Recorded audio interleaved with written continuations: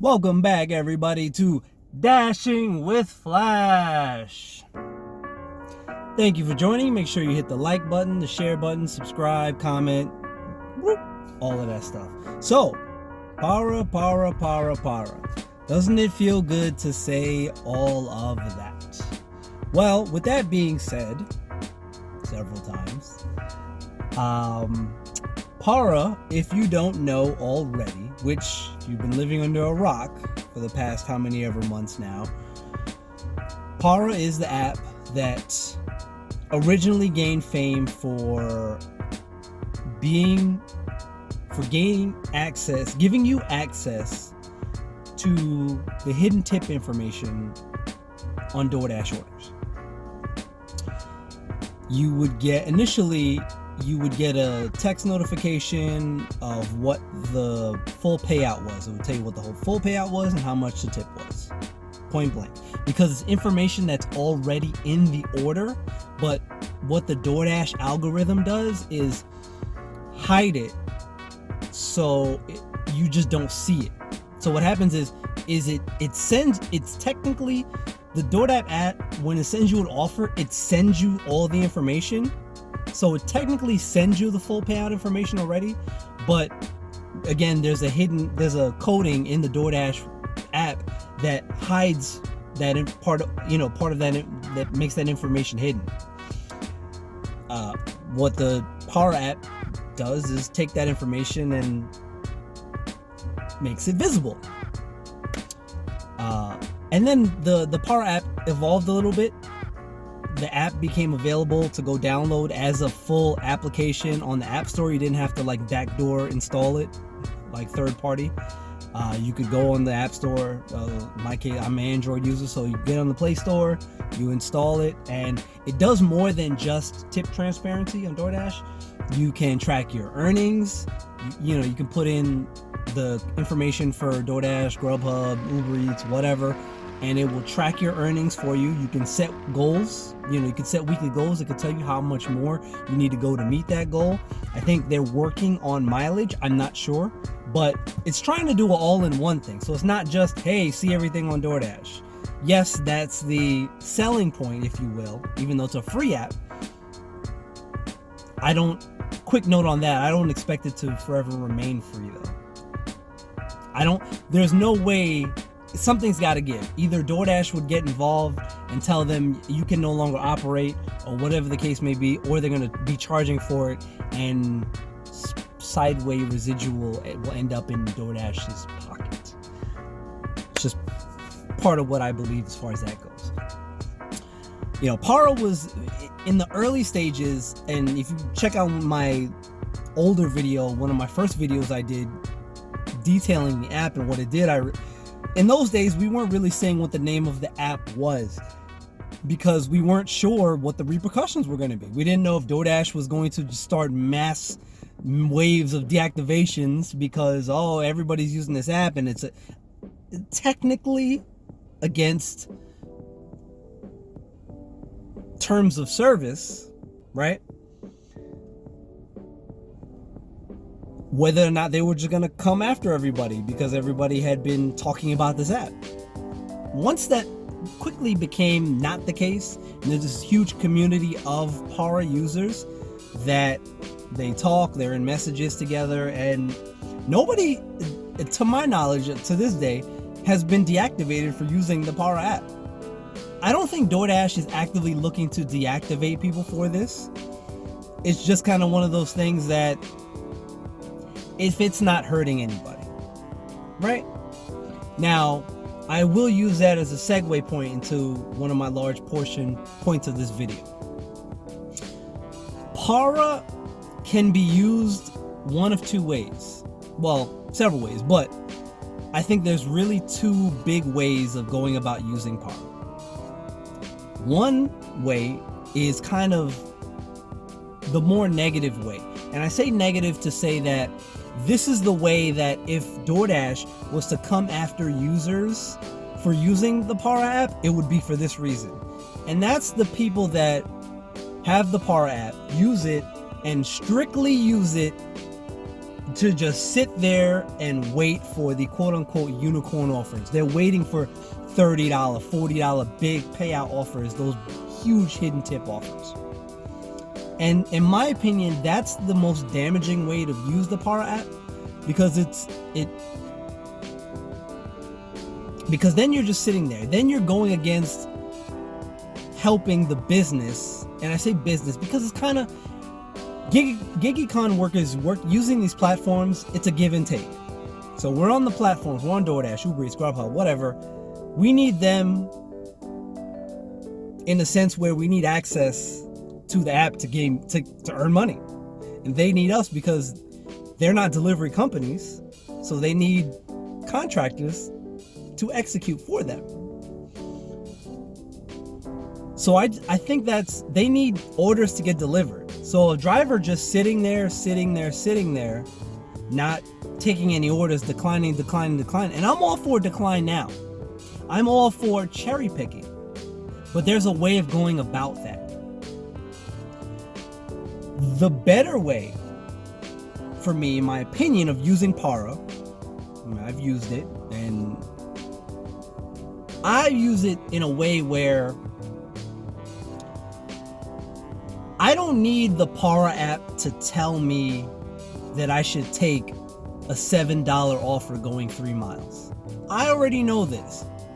Those orders I auto accept generally, for the most part anyway. Right? $6 going 2 miles, 2.5 miles, $6.50, whatever. I will take that. If it has a hidden tip, if there's more to be gained from it, great. But I don't need Para to tell me that. I need Para as it pertains to informing me about fringe orders. What do I mean by fringe orders? I mean orders that it might be $7.25 going 6.7 miles. On a regular day, if the business is going, I'm probably not going to take that order. It's got to be really slow for me to kind of take an offer like that. Anything close to $1 per mile, or in danger of falling below $1 per mile. I need Para in that sense where it's like, hey, this isn't $7.25. It's really $12.50. Oh, well, I'll take $12.50 going 7 miles. Yeah, sure. I don't need it for the orders I know I'm going to take. I already know I'm going to take $6 for 2 miles. I know I could take $8 for 4 miles. Those are good orders. I'm going to take that. I don't need Para to unveil that for me. I need Para to help me with the fringe orders, because that's the pertinent information that I need as an independent contractor. Stuff that I'm not sure of. I don't want to guess. And shout out to Pedro, because he helps a lot of people dissect orders, and I've been dissecting orders right along with him. I don't need Para to help me dissect orders. I know what potentially might be a hidden tip, but a lot of those orders, those $6.50 fringe orders, $7.25s in my market, those aren't hidden tips. Those are just flat out are what they are. My market is a little bit dicier when it comes to what is going to be a hidden tip and what isn't going to be a hidden tip. So I need a little help with fringe orders, especially someone like me who's part-time. I go out and I do my 9 to 5. Then it's time for me to get on these apps, and in this case talking about DoorDash. If I'm working anywhere between 3 and 5 hours, a little bit of part-time, my time is egregiously valuable. Not that anybody else's isn't, but when you're doing this full-time, you have a little bit more leeway when it comes to those orders. I need as much information as I can possibly get when it comes to my orders. I need to know that this order isn't $7 going 7 miles. I need to know if it's $13, $14, $15 going 7 miles, because then I'm going to take that. I'm not going to take a $7 7 mile order because I can't waste that kind of time. So there's two kind of fluctuating major ways to really use Paro. And I don't co-sign with the sitting and waiting for unicorn orders, because to me that's the most damaging thing. Because orders have to get taken. No, I'm not suggesting take $3 no-tip orders. Absolutely not. Never take those. I don't take any no-tip orders, period, end of story. But I also don't co-sign, again, just sitting and waiting there. You sitting and waiting for that big order, that's putting the company, in this case DoorDash, it's putting those customers like, man, I'm waiting all this time for my food. They might stop ordering because of that. Granted, there's other drivers out there taking orders, but if you're doing it, somebody else is doing it. That means somebody else is doing it. You're not the only person that thought of the process of just sitting here waiting for big unicorn orders. If you're doing it, somebody else is doing it. Right? Now, granted, if you want to pass up, if you're waiting for that and you pass up the $8 going 3 miles, by all means, pass that on to me. I'm going to scoop that up all day. But at the same time, let's think about what's best for the community in general, as a whole scale. Because we need to work. If people stop ordering, there's going to be no work. These are things you got to think about. Like, I get that you want to do whatever it is you want to do. You're entitled to do whatever you want to do. You're an independent contractor. We're all that. I get it. But I implore you, if you're the person using Paro and sitting waiting for big unicorn orders, think about the community a little bit, is all I'm saying. Do what you want to do, but have some forward thinking when it comes to the community and this job in general. The more people that do that, the less work there's going to be.